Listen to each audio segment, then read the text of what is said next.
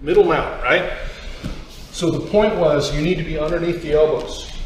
If I'm not underneath the elbows, if he gets his elbows to the mat, I'm going to drop to low mount or immediately attack his neck to get his arms back up so I can get here. I'm not really comfortable in middle mount unless I'm under the elbows. The most important thing is always your feet. I can't emphasize that enough. So the flats of my feet are always up against his body. And as Liam turns sideways or starts to move, they contour and stay with him. If you don't do that, if your toes are right here, a jiu-jitsu person's going to elbow knee escape on you so fast you'll give up wanting to hold mount. Okay? So your feet need to be in there. Knees pinched together tight so that my weight transfers into him. I'm not sitting on Liam right now. So when he goes to push on my knees are heavy. If I sit on them, my knees are light. The only time I'm going to sit on them is when I'm a little higher underneath, and then I might lean back here to make him carry some weight to attack, but that's slightly different, almost high mount position, right? Then we work from this cross arm position. Super common in jiu-jitsu, people do it. It's not what I want to see you do. It's not a good defense for mount bottom. It's not what you should be doing, right? For a lot of different reasons, this isn't going to help him when I attack his arms. It's actually giving me the arms, and it raises your elbows up.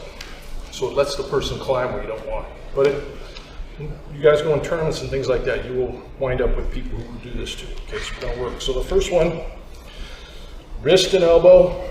I'm making my body a frame. I'm not pushing with my arms, the whole body, and I'm bringing it down. Okay, and he's stubborn and he's hanging on to his arm. So I bring it down, he goes sideways. Go with it. Yes. And that becomes our transition to side mount. This arm slides up, high as I can get, open it up. Arm bar. Okay.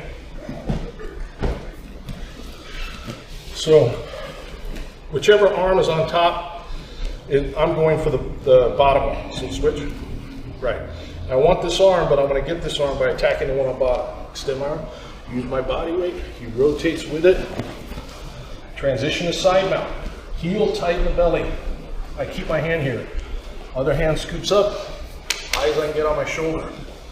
Open my hip up a little bit, leg comes over the face before your butt ever hits the mat, right? We get here, knees pinched together tight, heels close to my butt. He grabs his own arm. I focus on grabbing my hip bone, look up, connect my whole body to his tricep, fall to my left shoulder. That was our first one, okay? The second one,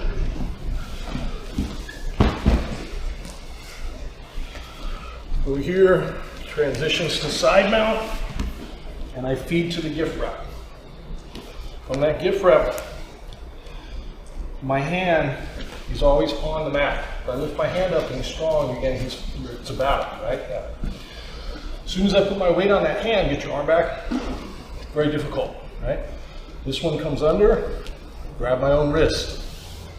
I get up a little higher. I want my hips right underneath Liam's back. My knee, see how close my knee is past the top of his head? That makes the arm lock a lot easier.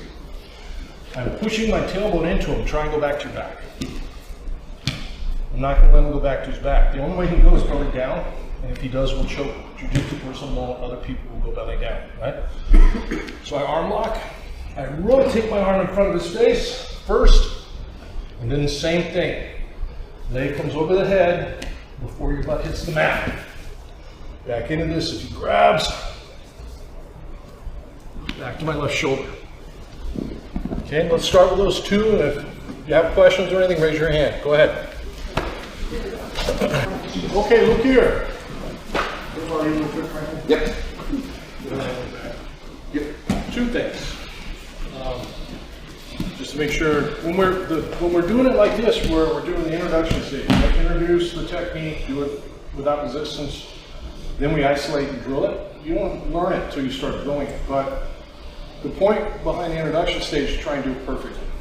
So all the little details that matter, we want to get right. So that because when you drill, it's going to be that much harder, right? You're going to forget stuff. So from the side mount position, whether I have the gift wrap or not, the main thing, one of the most important things is before you go for that arm bar, so I'm getting up tight. Down here, it's a lot harder for me to get my leg over his head. I get up here. Down here, turn back to your back. Yeah, go back. Down here, hip in, turn back to your back. Right? So positionally, I'm in a good spot. And then whether I do this arm lock or I do this arm lock, we're always blocking his head.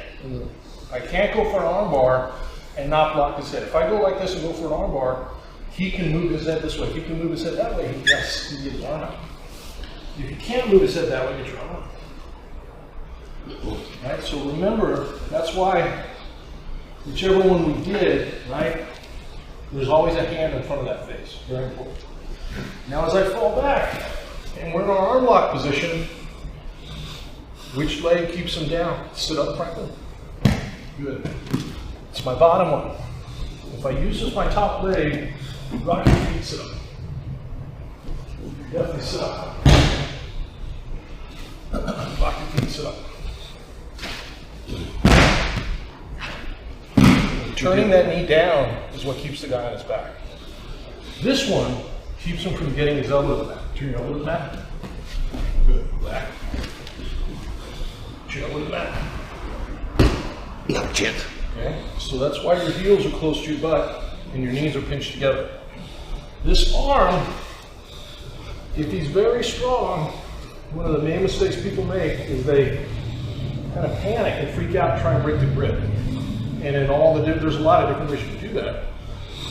But in the process of trying to do that, they create space here with the position and lets the guy get out. So it's smarter to focus on tightening up the position, right? So I get my hand all the way to my hip. If I lay back and pull, see my back, I hurt my back, not very strong here. If I look straight up and pull my shoulders back, now my whole belly is up against the back of Franklin's arm, right? And so now as I fall back at this angle, nice and relaxed, there it is, even if they're very strong. I know, even if he's very strong, if I have everything tight here, and I have a good connection to the arm, and I fall with my left shoulder here, it's just a matter of time. There it is.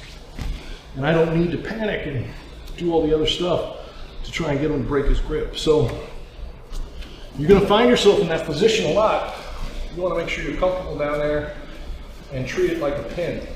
They can't get out. Thanks for watching.